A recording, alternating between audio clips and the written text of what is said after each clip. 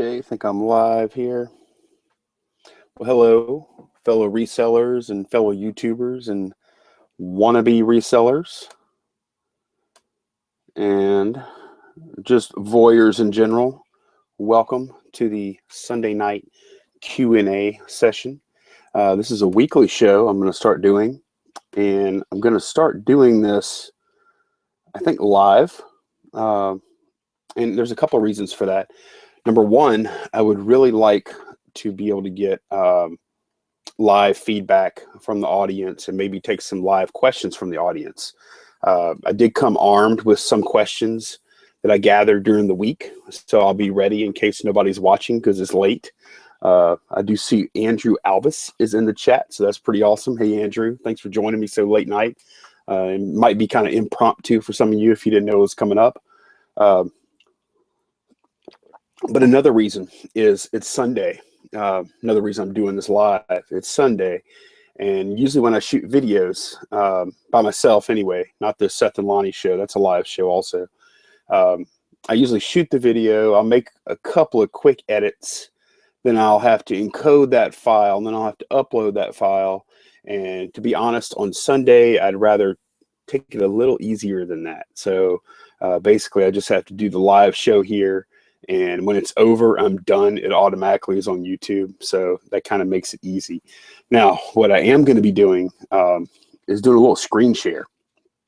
And, oh, well, thank you, Andrew. Andrew just said, you've become one of my favorite people to watch. So that's pretty cool, Andrew. I appreciate it. I might have an audience of 1 right now, but, oh, no, I have 4. That's cool. That's cool with 2 likes. Appreciate it, guys. So what was my thought? Oh, I'm going to be doing a screen share, and I'm not super familiar with that. So if I have a few technical kinks here to work out in the first broadcast, I'll work them out. I'm a little slow in the uptake, but I usually figure things out. Can y'all hear me okay out there, guys? If y'all can just give me a thumbs up, I guess y'all can hear me, or y'all would have said something, I'm assuming.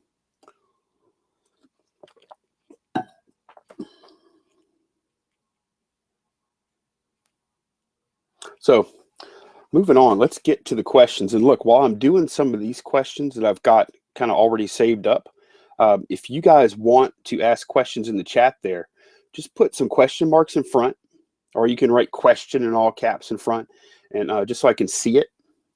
And, put your question behind it, and I'll get to it. And, as long as it's not, I may refuse to answer some questions, but I'll probably answer just about anything y'all can throw at me.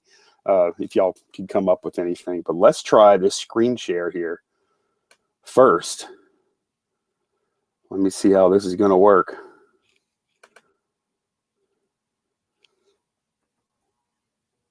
Okay, then I'm going to try, okay, there, we're going to try and zoom.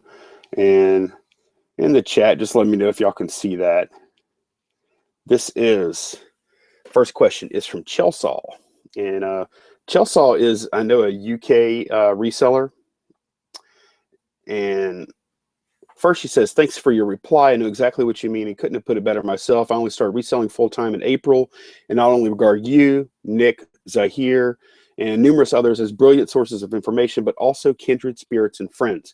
And this is in regard to using YouTube and other social media outlets as a way to connect, since a lot of times we don't have people to connect with at home, maybe our friends. We can't really talk about it with our friends and family because they're not into it. So that's what this is in regard to. And that's a really nice comment there, Chelsea, and compliment. I appreciate it.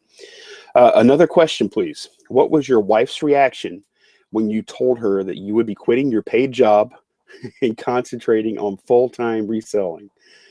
Really appreciate all the effort you put into your videos and looking forward to seeing you. Oh, I can't click on read more because I took a screenshot.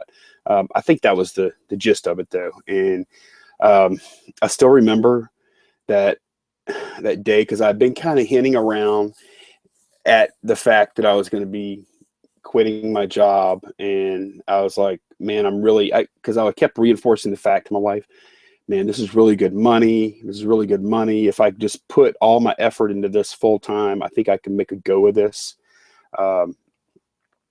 I think I could. She didn't really say much of anything to encourage or discourage at that point. And then one day, I thought about it all. I thought about it the day before, and I thought about it the next morning, and that's when I put in the call. And I didn't discuss it with her. And this is probably a mistake, guys.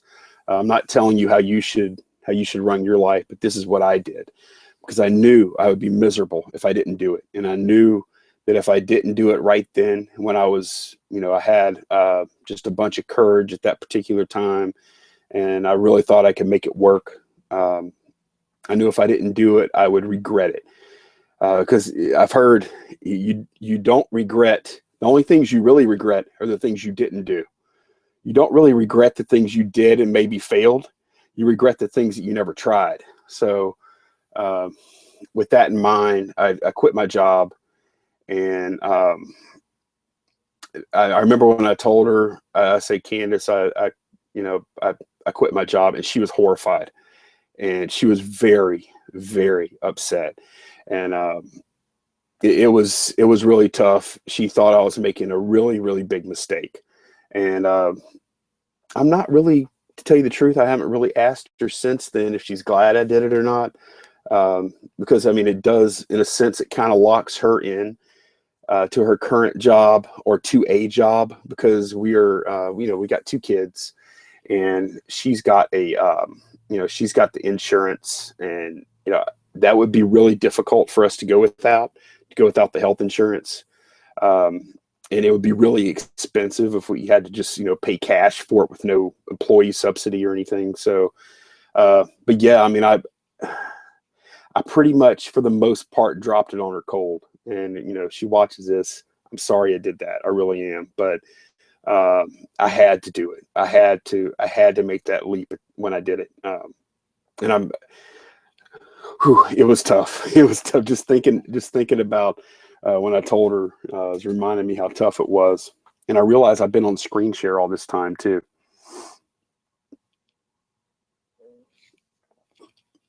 Okay, so let's let's go to the next question here, guys, and I'll switch back the camera. Question from Janice Malloy: if you report a store for selling fake stuff for big bucks, does eBay know who reported the store? This is what I wanted to see, how fast it would switch back and forth. And guys, was the screen share looking okay? If y'all could tell me in the chat. And this is pretty awesome, because I see that I have 6 watchers and 6 thumbs up. So that's pretty sweet. You know what? I'm going to go ahead. Don't tell anybody I did this, but I'm going to thumbs up my own stream. I just did it. And I'm not asking you guys to thumbs up. I hardly ever do, if you ever notice. I don't ask for thumbs up or subscriptions. I just figure if you like what you're watching, you can do it. And if you don't like it, you can either not do it or thumbs down. I'm cool with that. If you do thumbs down, I would appreciate just a word, maybe saying why you thumbs down, or send me a message privately if you don't want to call yourself out in the chat. It looks like Brian, the Oak Brook picker, thumbs up me. I think everybody here did. So I'm going to do this question, guys, and then I'm going to jump over to the chat, and we're going to take a few there too. As far as Janice Malloy's question, I have never reported a store for selling fake stuff for big bucks, and I don't think I ever will. I just don't feel like it's my place, and I also don't really look at other people's listings that much. I know that eBay does a pretty good job of actually sussing out the fakes on their own. Because usually if it's a big brand, that brand is watching. Somebody from that brand is watching all the secondary outlets to see if any fake stuff is coming out, tarnishing their name or, making their prices fall. So I'm not really into that. I'm not really into worrying that much about what other people are doing. I'm not saying you shouldn't. It's just not my style. I would assume that eBay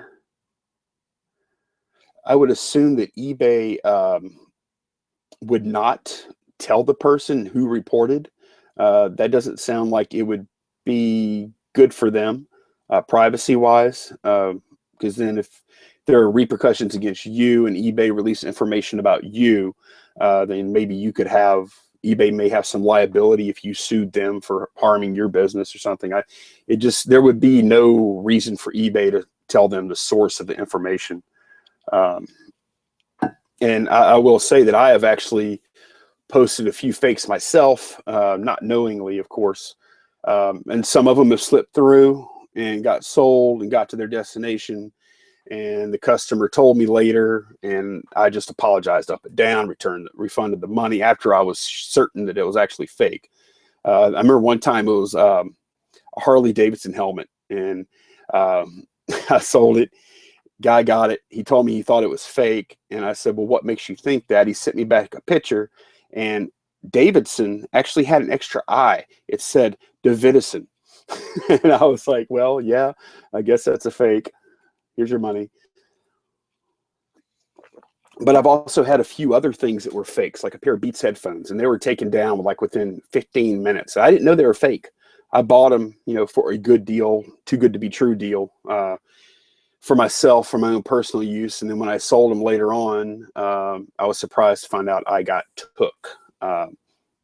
Which is partly my own greed that caused it, if we're honest. So let's take a question from the chat here. And I have a screen over here.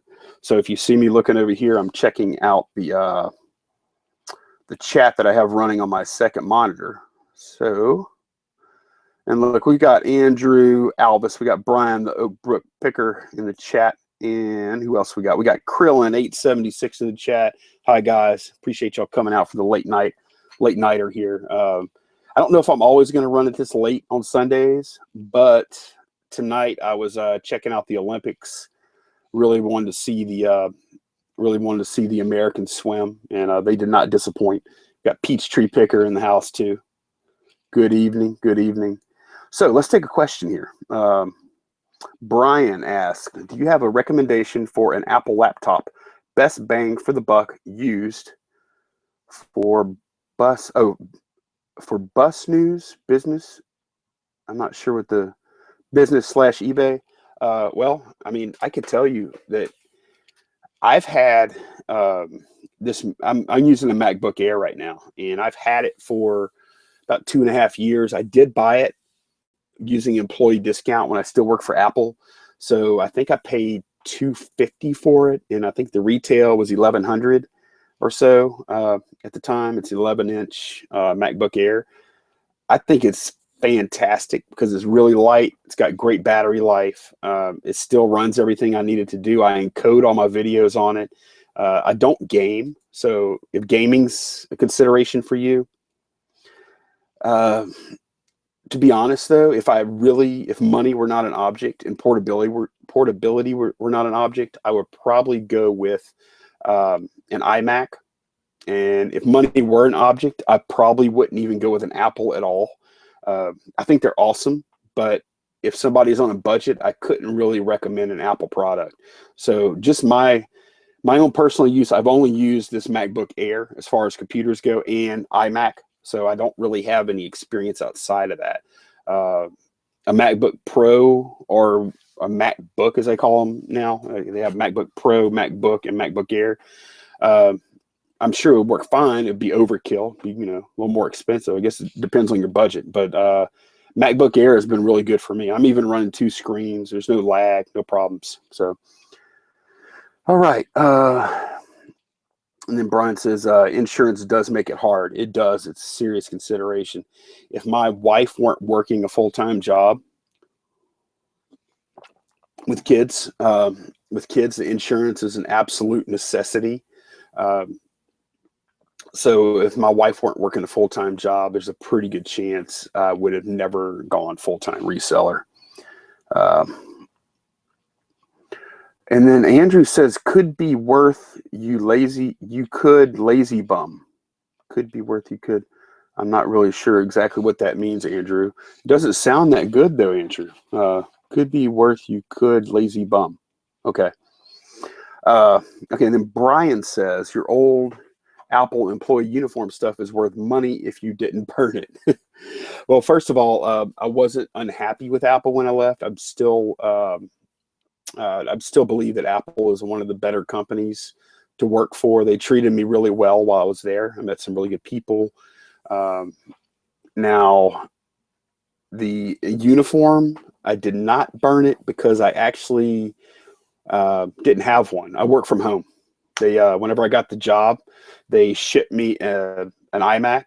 They shipped me a, what was it, 21-inch iMac, the smaller iMac, not the 27, and a headset, and all that, and an iPod Touch, 5th gen, and a few other things. But what I wore every day, as long as I wore a shirt when I was on camera, they were cool. So yeah, shirt was not optional, but I guess pants were, because normally if we ever got on camera, like for meetings and stuff like that, you couldn't really see below the waist anyway. So I never tested that though. Okay, and then let's see. Krillin's talking about some fake Dolce & Gabbanas. They told me and gave me their email address on Craigslist from a Russian guy in Brooklyn. Huh.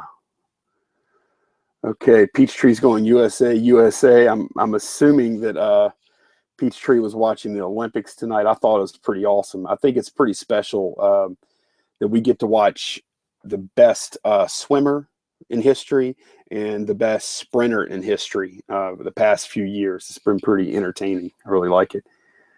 So let's see. Brian's not a gamer. Okay, so if y'all have any more questions, just put them, drop them there in the chat, and I'll get to them.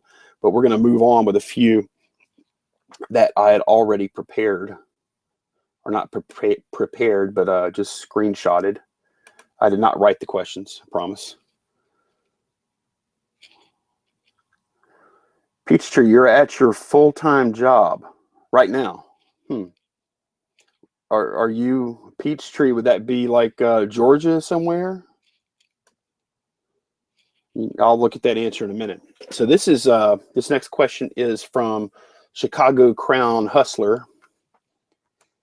I'll zoom in a little bit there.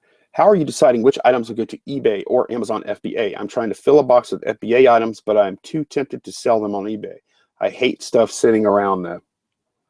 Ah, airline. Okay, gotcha. Cool.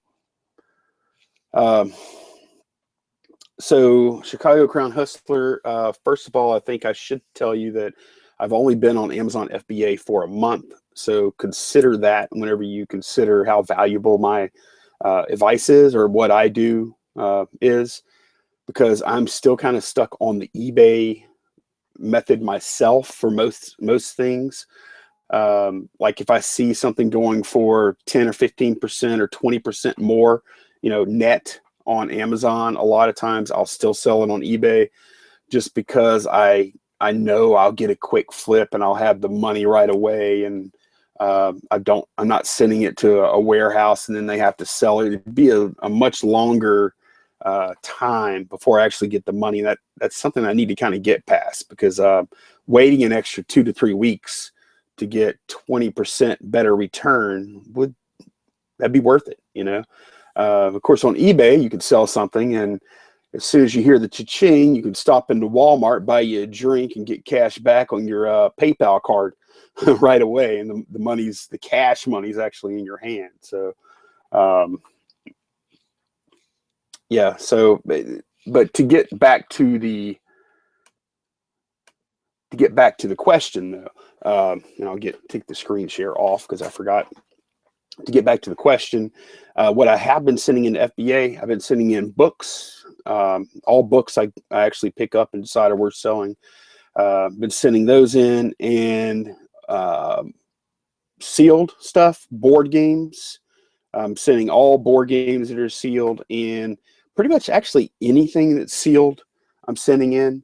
I haven't sent in video games yet. I haven't sent in really much of anything used yet, and I'm a little hesitant too, because I know that as soon as you send in used stuff, well, that can open yourself up to problems. I don't have any feedback on Amazon FBA yet, so I'm a little concerned I don't want to send out used stuff and have it get returned or get bad feedback and then risk getting my Amazon account shut down. I really know how to navigate eBay because I can send up pictures and all that, and I feel really comfortable with that. So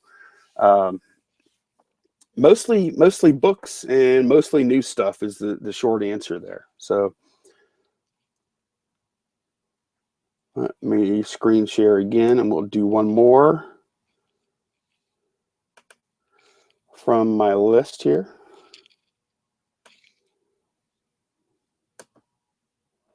Okay, Patricia Roush. Okay, thanks for sharing. My question is, and maybe you've answered this before, how do you add videos to your listings? I have several music boxes that I would like to be able to edge out my competition by providing the actual sound. Thanks. And first of all, that a music box is a perfect opportunity to use video because they can actually see it working and hear the actual tune it plays. Sometimes you don't have the information on the bottom of the music box, or you can't find that music box. You can't identify the tune, and it's easier for the customer just to hear it, and it builds their confidence. So, I mean, that's a really good question. And let me show you here.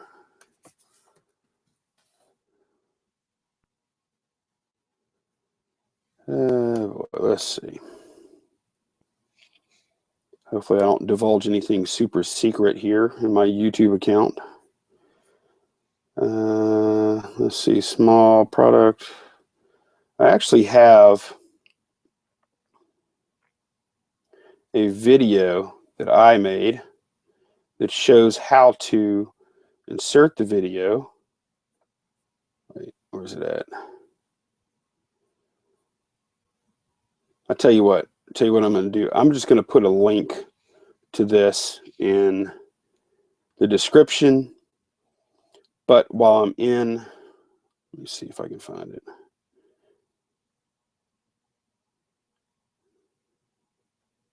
Here we go. It's this one right here. But I am going to put the link into the description. This video is entitled How to Add YouTube Videos to eBay Listings and Friday Haul.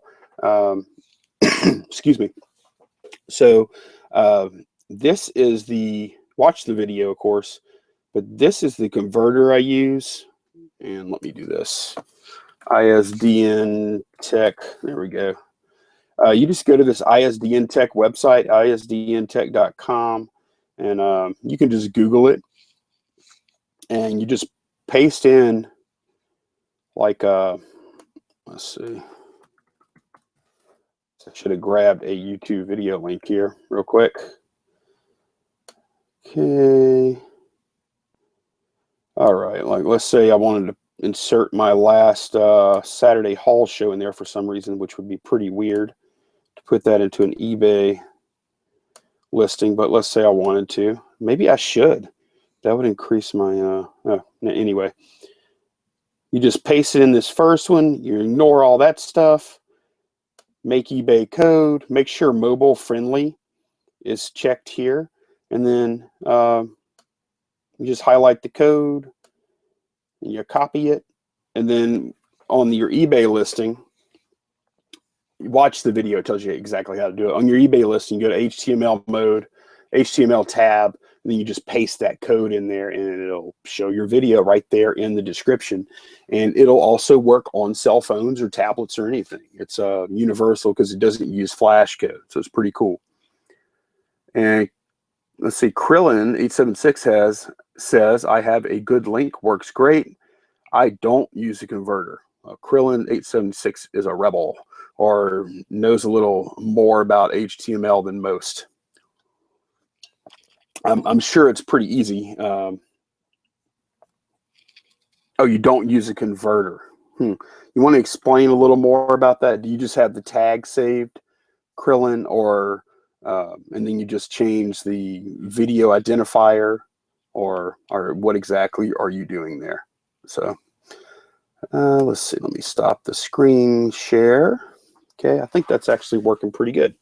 Does the screen share look pretty clear, guys? I mean, can y'all read the letters okay on your side? Yeah, the mobile option is really nice. Peachtree, I was using a different converter before, and I would put see video up in the title, um, and I was getting people that were saying they couldn't see the video, and I realized the problem was they were on mobile devices, and I was using like some kind of flash type tags or something. I don't know what it was, and it didn't work on mobile devices. So, and Brian says yes, so it looks like it is clear. So that's awesome. I'm glad to see I am conquering this technology. And I had a question up here in the chat. Uh, and wow, look at all these late night people. I think the reseller community, um, it tends to be, uh, kind of like late night crowd, not really early birds, except maybe on the weekends when you have to be. Um, let's see. Okay, Brian, the Oak Brook Picker says, have you tried a Goodwill outlet? And the answer is no. I'm not a huge thrifter. I do almost all of my sourcing. When the weather's nice, I do most of my sourcing at garage sales, yard sales. Occasionally, I go to estate sales. And then when the weather is not so nice, I tend to do most of my sourcing at on Facebook, a little bit on Craigslist. But no, I don't really go to thrift stores much just because I have such a high rate of walking in, not finding anything, and walking out. And most of that is because I don't really deal with clothes much. And I'm not saying I shouldn't deal with clothes. I just don't right now. So if I was more of a clothes seller, I would probably find myself at Goodwill and Salvation Army and stuff more often. Now, a couple of days a week, I do have to make like a 10-minute drive to a FedEx location to drop off larger packages. And anytime I do that, I do hop into Goodwill because there's a Goodwill right across the street from there. And I just want to kill two birds with one stone. If I'm going to waste the time and gas to get over FedEx, pop in, and if I find something good there, I'll buy it. And usually I don't. Probably one out of four times I'm not walking out empty-handed. But I'm not a big thrifter, and it's probably a mistake because thrift stores are open every single day. So I love, and Krillin says, I love Goodwill outlet, not for people who don't like confrontation. Oh, and to answer the outlet question specifically, I'm sorry I didn't answer that. I don't even know where there is a Goodwill outlet around here. There might be one close by, but I've only seen the Goodwill retail stores. I have seen like videos of Goodwill outlets, and I'm assuming that Krillin is talking about like when they bring the new product out or fresh product out. There's vultures waiting around to pick through it, and I guess that could cause some confrontation and elbow rubbing and things like that. So,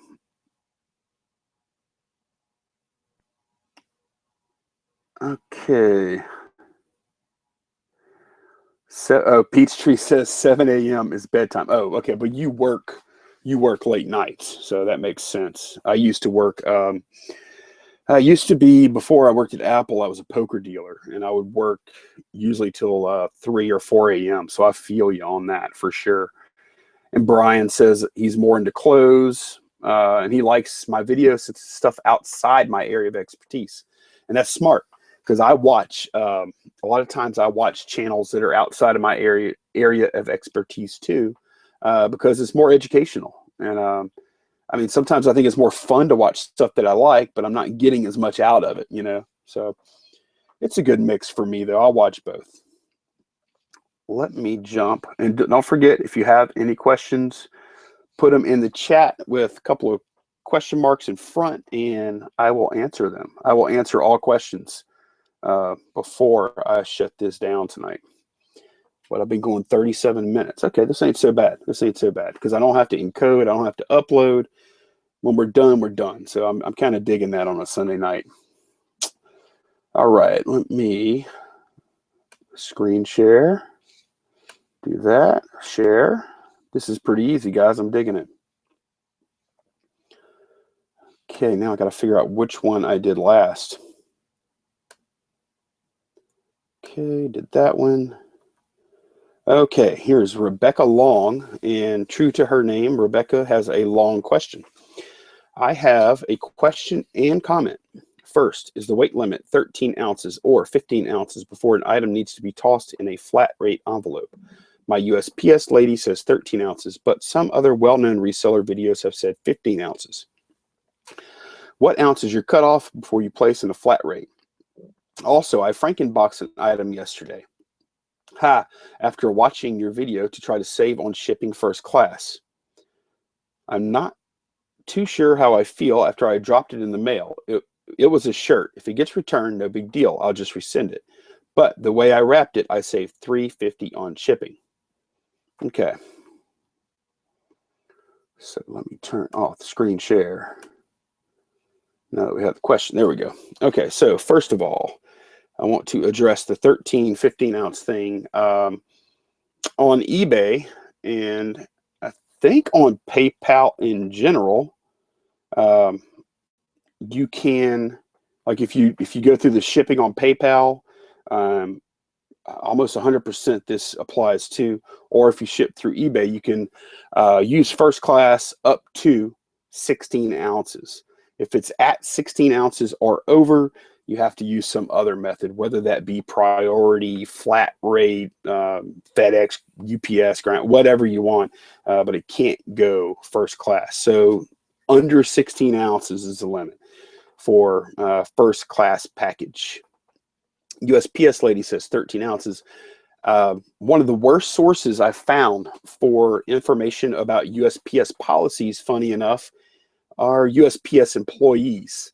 I don't think they have a really good continuing education program. So a lot of times, I don't think they're being mean or trying to misguide you, but I think a lot of times they just don't have the most up-to-date information. So I think it's really best to, find it for yourself in black and white. And now at first, I know when eBay just went up from 13 to 16, I think it was back in like April or May, something like that.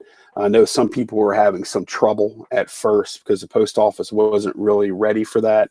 But eBay had negotiated that, or I think, or maybe all online sales had negotiated that. Clerk 37 says first class and actually be up to a full 16 ounces. Yeah, I mean, I've actually just checked on one of my solds. Yeah, I mean, whenever you actually buy the postage, you're actually putting in 16 ounces on eBay. If you're anything between 15 and 16 ounces, you're choosing 16. I think the regulation, y'all can look this up for yourself. Don't take it from me, but I think the regulation says up to or under 16 ounces. Whatever, it's going to fly. If it's 16 ounces, it'll still make it. I've never had trouble with a tenth or 2/10 of an ounce before making something a no-go. Yes, and Nelly makes a makes a point that I was just actually thinking about, Nelly. I promise. USPS employees, which I am one, if you're paying postage at post office, they do not do commercial weight. Scales aren't set up. That's a good point, Nelly. I'm glad you brought it up, because that only applies to the commercial online rates and does not apply to the retail rates, which if you're selling online, you really should not be paying retail rates anyway, because you're just going to be wasting money and time, money and time. So let me move on. Let's see what else was in there. Also, Frankenbox and Nelly, check me on the rest of this stuff. That's pretty cool that I have a USPS question here, and I actually have a USPS worker in the chat. That's awesome. Check me on what I'm about to say next. They said they Frankenboxed an item yesterday. And I don't know if you watched my video, Nelly, where just basically Frankenboxing is just taking, priority packages and connecting them together into whatever shape you need. As far as I know, there's no regulation saying you can't use priority boxes in that fashion, as long as they're not flat rate boxes, and as long as you are actually paying priority postage. please verify or let me know if I'm wrong in that advice, because I've been doing it for years. I've never had any problem with it. That doesn't mean it's not wrong, because maybe I'm just slipping through. And also, Nelly, I certainly did not mean to insult you in any way, but I have found quite a few uninformed postal employees, which is one of the reasons I don't really like to set foot in the lobby. I just do the guys. I have my postal pickup set up all the way through the rest of the year, so I don't have to go in every night. I have 4 packages on the pickup, and I just like dragged and then added all the dates. And so I'm all set. And somebody just comes and picks up my packages every day, and they are awesome. So anytime I've ever gone into the lobby, it's been not quite a great experience. And you have to drive there and all that stuff, wait in line, whatever. And yeah, Nelly says, Frankenbox are fine. Yes, you will pay priority by weight. Okay, so Nelly, I have a question for you, since we have an expert here. This is awesome. How do you feel about people that Frankenbox, or here's something else I've done. Okay, I've used like you know, that big long, it's a flat rate game board box. It's a large flat rate box, but it's the long one that's for like games. I think they call it a game box. How do you feel about this? Sometimes, occasionally in the past, I've good. And Nelly says no insult taken. Okay, I appreciate it, because I don't want to make you mad, because you are an excellent source of knowledge. This is really cool, because I know you're informed. So that long box, what do you think about putting something in it? Krillin says wrap it with brown paper. I'm going to take it another step and Sharpie through any mention of flat rate, and then put priority postage, not flat rate postage, on it. How do you feel about that? Not personally, but what is the post office stance on just marking out the any mention of flat rate box or flat rate postage, and sending it like that? I would be really curious to see how you feel about that. And you know, I really don't do that hardly at all. I've done it in the past. I didn't really think anything of it. Yeah, Krillin says, now that is being a rebel. I just didn't think there was a regulation against it. If it wasn't marked flat rate. So anyway, all right. So yeah, that answers Rebecca's question. I think between Nelly and I think we knocked that one out pretty good. And man, Nelly, that is awesome. I would love. I think you would be really good for a show sometime. Just have like ask the. Of course, I don't guess you'd want to be on a show, would you? That would be bad for your job, I think. Never mind. Maybe we could put you through a voice changer and maybe blur out your face like a witness being interviewed on the news or something.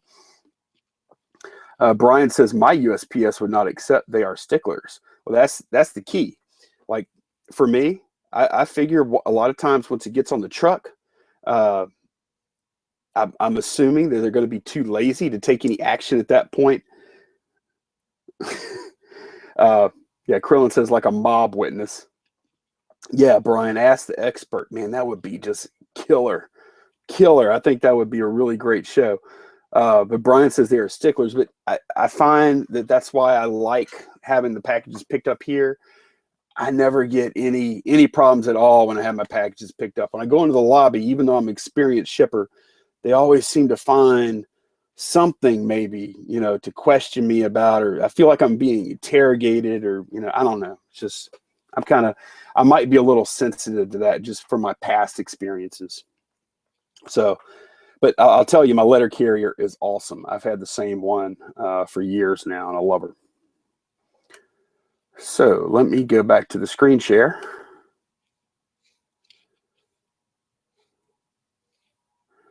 How many people we got in here? This is 11:47, 10. Okay, pretty good.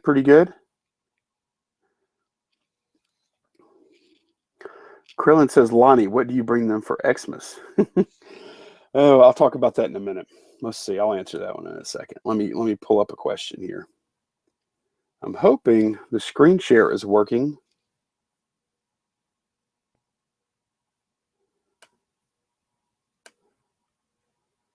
Okay, yeah, it's working. Let me zoom in a little bit. Okay. Gabriel says, nice tips. Oh, I like this question. As long as Nelly just answered the post office. I'll get to that in a second, Nelly. Cool. Gabriel says, nice tips. What would you say about the old saying, the first who comes up with the price loses? I try most of the time to ask sellers how much they want, though they tend to overprice just to try it. I think it depends on the people. I wonder how and why. Found out lots of the old timers selling stuff think it's either worth gold or nothing. Example, found a GameCube game worth $10, trying to get it for $2. I asked first the seller how much he wants. He says 10. I tell him I was looking at 2. Oh, I can't do the rest. Darn. Okay, Brian, it's zoomed right now. So yeah, it goes like up a little bit. I don't know. I guess I could do it even better, I suppose. I'll try and get that better next time, Brian, because I know if I made it even bigger, it would help. Like I don't need this section over here with the thumbnail there. Okay, let me go back.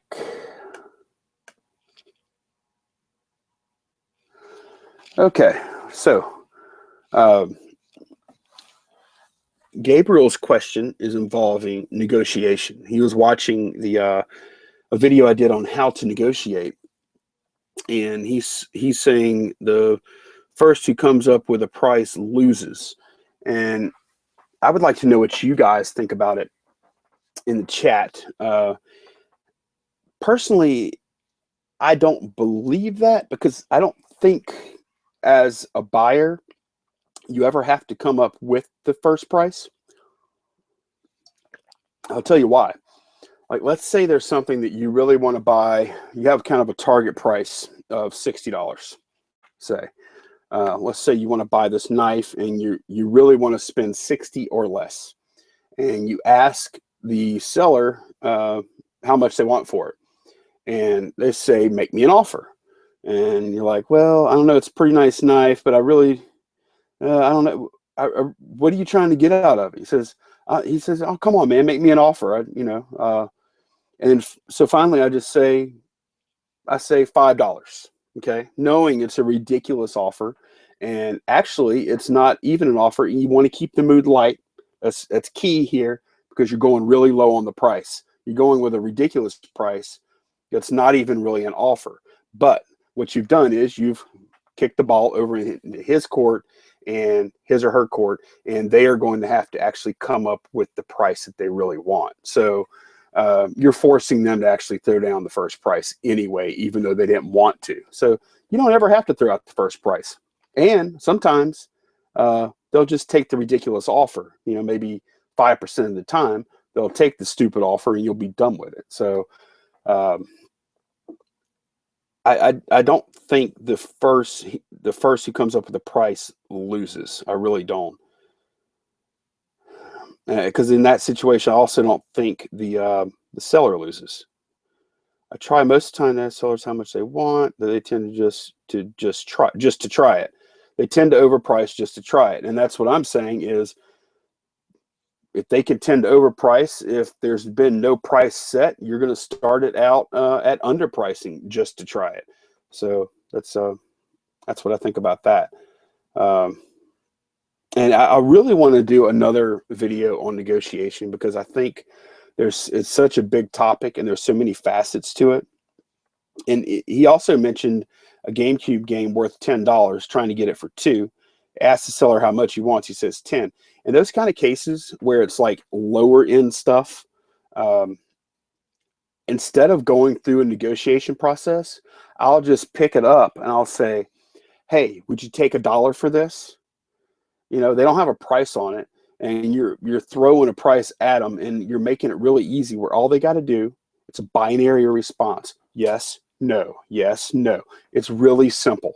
and they want to sell it, so they're more likely to say yes than no. And it's not super expensive, so or you can say, hey, will you take $2 for this, or whatever it is. Instead of a negotiation, it's just a simple one question thing. Don't make it too hard. Okay, let's see. I want to read Nellie's. Man, Nellie, this is awesome. I really love having you here. I love having all you guys here, but Nellie actually adds super duper value here. It's incredible. Nellie, how long have you been working there? And if you can't, anything you can't answer, I understand. If it, wouldn't be good for your situation. And what is your position there? I'd be interested to know. But Nellie says, as long as postage is correct, PO should take it. She's referring to crossing out or frankenboxing or crossing out flat rate on a flat rate box. Any mention of flat rate and just using regular priority postage. In those cases where priority postage would be better than the flat rate. As long as postage is correct, post office should take it. If clerk is uninformed, tell them postage and weight is correct. Also, if brown paper, please tape it so it does not get caught. And that's something that I've found is like whenever I've shipped stuff in poly mailers sometimes, I have noticed that they do get caught in the machines. I've seen them on the other side, and they don't always make it good. So yeah, you want to watch those edges for sure. And she does say she says cross off flat weight okay. And I should probably screenshot that, and I'll just next time if I ever have problem, I'll just say, see, Nellie says I can do it right here. So go away. And Nellie also says I was on J and Nay and walking picker. Oh, okay. I would discuss from eBay seller viewpoint. Okay, so cool. So it sounds like maybe the post office is a little more liberal, because I know when I was working for Apple, if I went on a show and answered freely questions about Apple, I would have been fired almost immediately. There's no doubt. Some larger post offices are killjoys. Okay. All right. So Brian has, and Krillin says, I think it is more about timing than negotiation. Okay. Well, Krillin, I think you need to expound a little. I mean, I'm not saying you're right or wrong, because I'm not really sure exactly what you're saying, unless you're saying more like you'll get better deals late in the day, or better deals on the second day, or something like that. I'm not sure exactly what you mean if it's not that. So Brian says, do you dress up or dress down when you go to garage sales? I dress down pretty much all the time, unless I'm going somewhere nice, out to eat, or going to a funeral or something. That I'm pretty like in the summer, you're usually going to find me in like this is a $8 t-shirt, vintage t-shirt I bought off of eBay, and I'll wear stuff like this all the time. But yeah, during the summer, I'll just wear kind of ratty t-shirt, shorts, flip-flops, tennis shoes, whatever. I definitely don't dress up to go garage selling, i.e. look like you're down on your luck. I might look like I'm down on my luck. I don't know. I don't think I look like a hobo, but I might. I don't know. I don't want it. I think you want to dress down a little bit, but I don't think you want to dress down so far to where they might think you smell. Because what if there's some stuff inside that they want to show you? Because I get invited into houses from time to time. I get invited into houses from time to time. I think if I dress down too far and maybe look like I stank, or I was going to ask for a meal or something like that, they might not feel comfortable bringing me inside. So I think that would be the only consideration. But I certainly would not dress up in Sunday best. Brian says, nice shirt. Thank you, Brian. Let's see. Okay, so Nellie answered my question about her position with the post office. PSE, Postal Service employee. Okay, I manage a rural four-hour post office. Oh, so the post office is only open for 4 hours. Okay, cool. Is that what that means? It's only open for 4 hours, Nelly, I'm guessing. And maybe I should save some of this stuff for if we ever talk on the show. Even flea markets, the sellers don't want to load their trucks up. Yeah, absolutely, Krillin. For sure. Timing matters. I wouldn't say negotiation doesn't matter. I mean, I think, you can combine the two for sure. Brian says, Lonnie, things are looking up for you. If you're talking, yeah, you know what? I don't know exactly what you're referring to. If you're referring to YouTube, yep, up. I mean, I feel good about what I'm doing. I'm doing what I want to do as far as YouTube goes. I am bringing in some, I listen to feedback and I definitely respond to it. I think I've instituted a few things, but I love just being myself, doing what I want to do here, and having fun with it. And as long as it stays fun, I'm going to do it. The 7-day shooting schedule, at first, I was a little worried that I was going to get burned out or it was going to get too hard. I was going to spend too much time on it and blah, blah, blah. Maybe I was going to run out of things to talk about. But really, I find what shooting every day does is I think it's making me get better at it just from having so much repetition and practice. So, yeah, business YouTube and the business side, I feel like that's looking up too. I've kind of reconnected with my buddy Seth and looking at some different avenues for revenue there. And, just I feel like YouTube, if you guys ever think about starting a YouTube channel of your own, YouTube's kind of cool because it's almost like an accountability partner, on a Friday morning, say, I always go out on Friday and Saturday right now, but like last year, Friday mornings aren't always super great. Sometimes I would wake up and I'd be like, I don't feel like going out today. I'm just too tired. I'll make up for it tomorrow. Go back to sleep. But now I know every single Friday afternoon, I'm going to be posting a haul video here. So YouTube keeps me accountable to not only get out of bed and hit the streets, but to really concentrate on picking up good stuff and not just some whack shit that's not really going to bring much money. Like whenever I make my purchases, I actually think about, is this something I want to show them on YouTube later?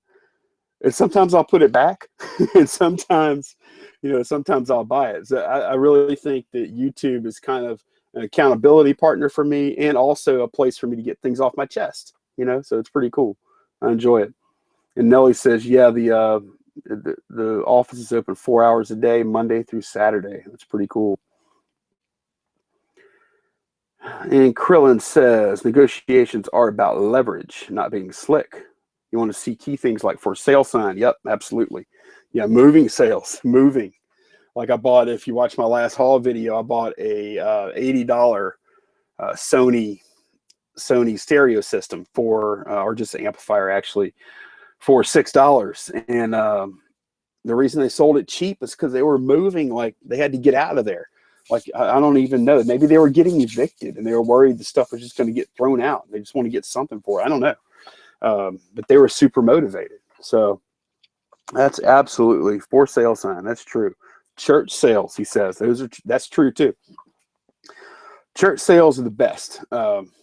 Because, well, okay, they're not the best in one regard because all the stuff is donated, but they are the best in the other regard because all the stuff is donated. It depends on what their flock or whatever is, as to how good the stuff is that gets donated. I've been to church sales where it's all just garbage, like absolute garbage. I've been to other church sales where the stuff is better than what you see at most garage sales.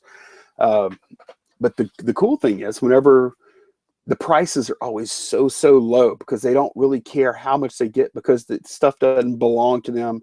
It never belonged to the people that are running the sale. So they have zero emotional attachment to the stuff, which makes it really, really easy. I don't like to negotiate at church sales just because it's going to a good cause. Or I feel like it's going to a good cause. The truth is you don't really have to because the stuff's already priced so cheap anyway. Yep, you have to go to a church in a rich neighborhood. Absolutely, Krillin. Couldn't agree more. But I go to all of them because there's stuff that gets through. And Brian says, where do you store your inventory? Okay.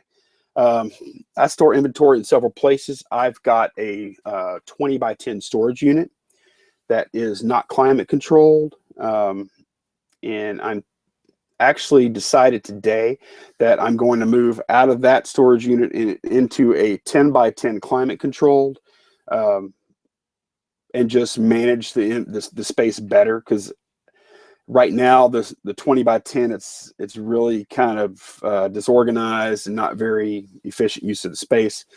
And also I have a big walk-in closet here that I keep stuff in, and I also keep a ton of stuff in this office right here. This is I guess a 12 by 10 bedroom that has been converted into an office. I've got a roll top desk here. I've got a big packing table over here. I've got shelves. So I keep stuff in those three places, and it depends on how long term it's going to be, whether it needs climate control or not, and those kind of factors. So yeah, that's the storage situation. The storage unit I use is about 5 minutes from my house. And what I typically do if I need to pick something up or drop something off, I'll bring the kids to school in the morning, and then I'll swing by the storage unit, and I come home, and then I'll pack or whatever I got to do. So, and Brian says my inventory is driving my wife nuts. Yeah. I mean, if it's really that serious, man, you're gonna have to find some kind of solution. Why did you decide to go climate control? I have all my inventory in non-climate control right now. That's from Clerk 37. Clerk 37, where is it that you live? If I lived in Arizona, something like that, I might be able to get by with non-climate control for everything.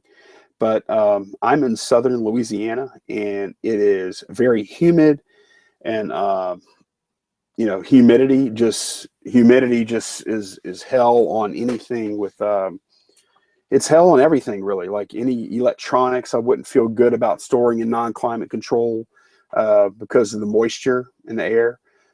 Books, I don't think are good. Clothes, they could get mildewy. And Krillin says Lon lives in a swamp. Yeah, pretty much. I mean, it's probably like 80-90% humidity every day during the summer, you know. So I mean, mostly, I'm not fighting the heat or the cold. I'm fighting humidity. During the winter, I think it would be okay, you know. So let me go back to screen share, and this is really cool. I've got 12 people watching. I got 13 thumbs up. I don't have an accent. I was born and raised in Baton Rouge, and now live just outside of Baton Rouge. My dad was from Virginia, so maybe that had something to do with it. He was a Navy brat, so he moved all around. So let me go back to the screen share. Let me see if I have any other questions. If y'all have any other questions, put them in the chat. Oh, well, okay. It looks like I am totally out of questions here. So that's cool. So I guess I didn't need to go to that. So last call, guys. Last call.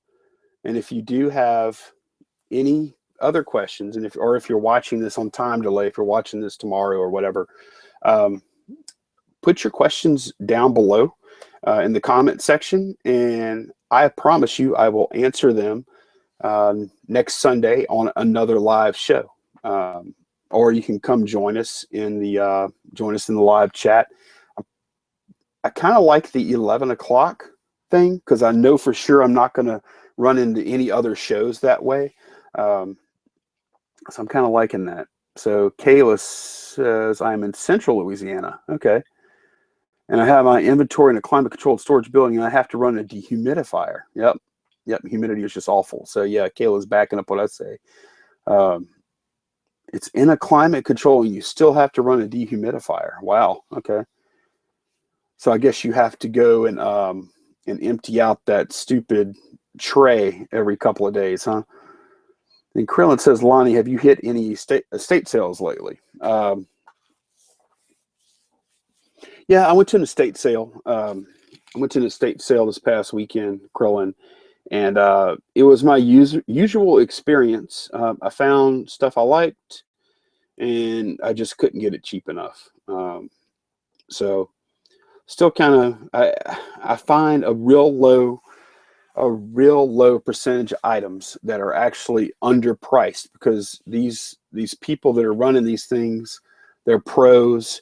Um, and I typically think that I'm more knowledgeable than other people, but I really think these guys, I mean, they deal with a lot more stuff than we do, and they deal with, you know, the whole gamut of stuff. And they see it over and over, and they research it a lot, so it's hard to get stuff by them, I think. He says you have to go 3:30.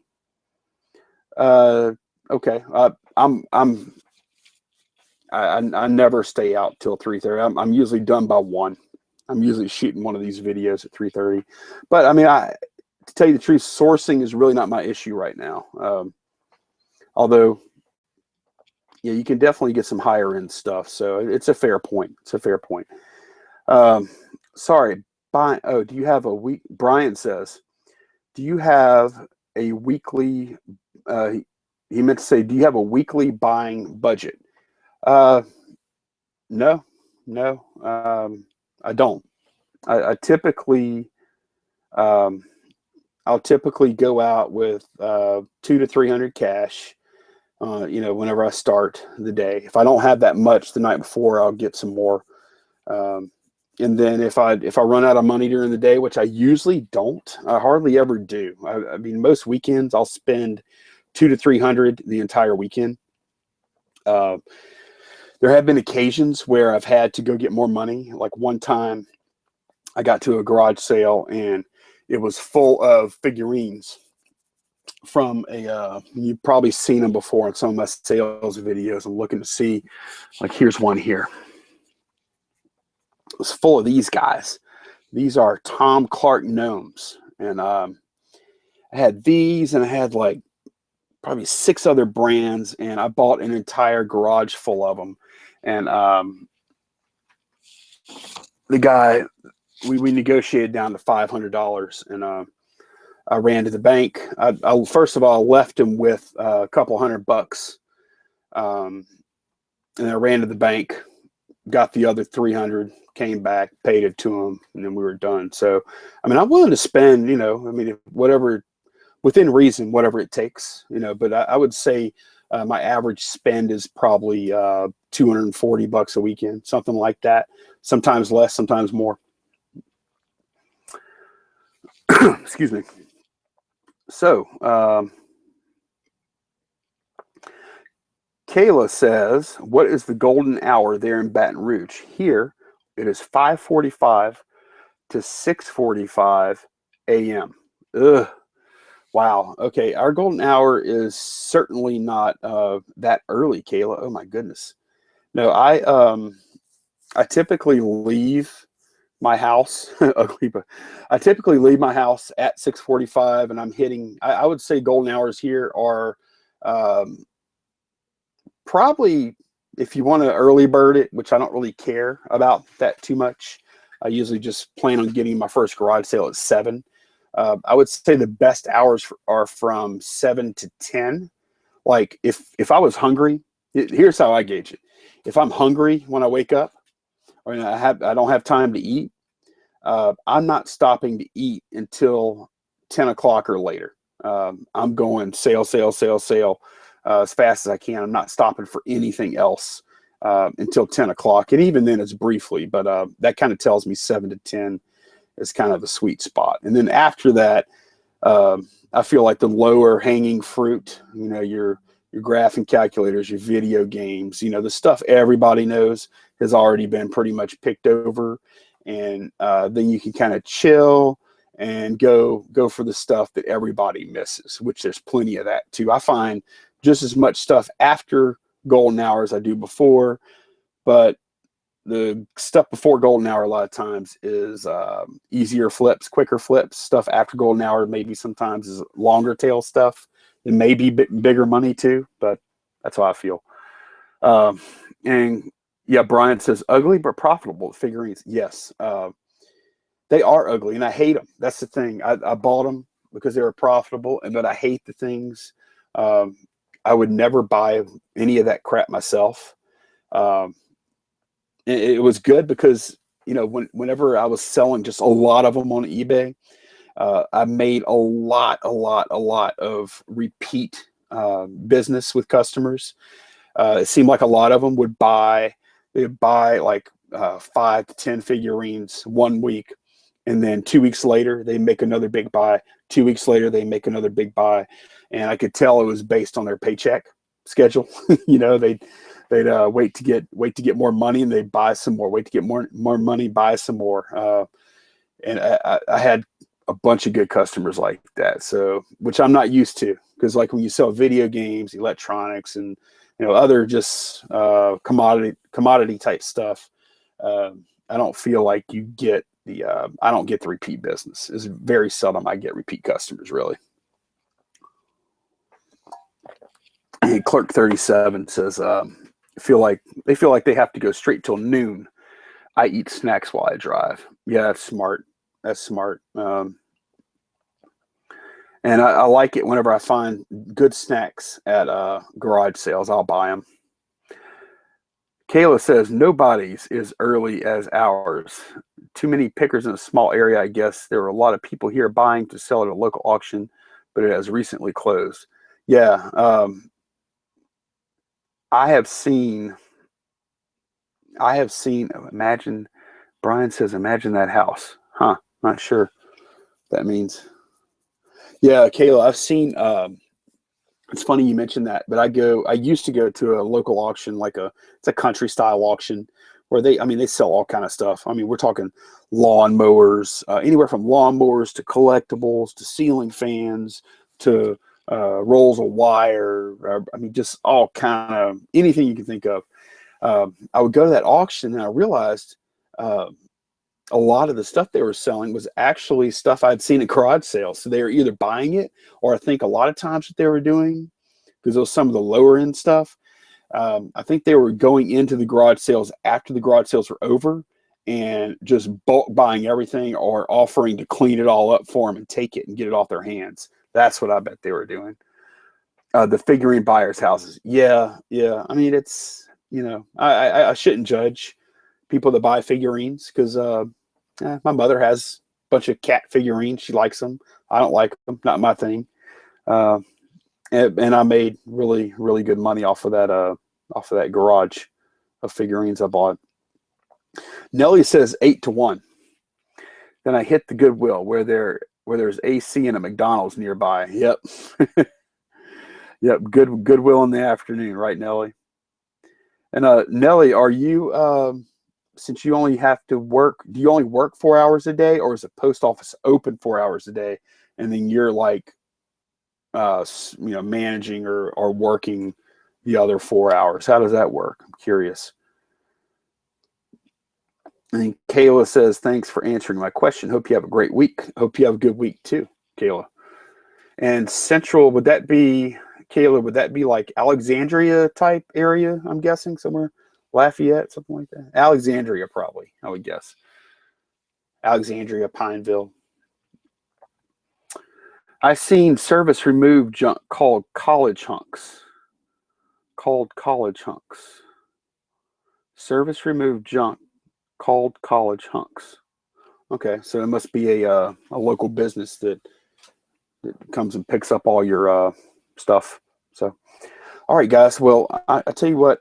Wow, this is so cool. I had 11 viewers just now. I think we're up to 12, and we had 15. We're back up to 12. We had 15 thumbs up, which that's really cool. Appreciate the positive feedback there. And I wasn't sure how this is going to go, but I don't know how you guys feel. Well, I do, because you thumbs up, but I feel like it was a success, and I am going to definitely plan on doing it again I'm definitely going to do this show again next week. But I do want to ask y'all this. If you can put in the chat, what do you guys think about the 11 p.m. start time for this show? Or do you think 10 o'clock would be better? And Andrew says he lives over by Alabama Picker, never met him yet. Huh. Okay, so you're a Southern boy too. You live in lower or upper Alabama? I used to have a buddy that lived in Mobile, and he'd tell everybody he lived in L.A., which was lower Alabama. So yeah, just put in the chat, or I guess if you're watching this later, you could put it in the comments, I guess, what you think about the start time. But I guess the people that are watching now probably kind of like it, or they wouldn't be here. But yeah, thanks for coming, guys. Or if you're watching later, thanks for watching. And remember, for next week's show, put questions down below in the comments, and we will get to them on the live show next week. Thanks again for watching, guys. Bye-bye.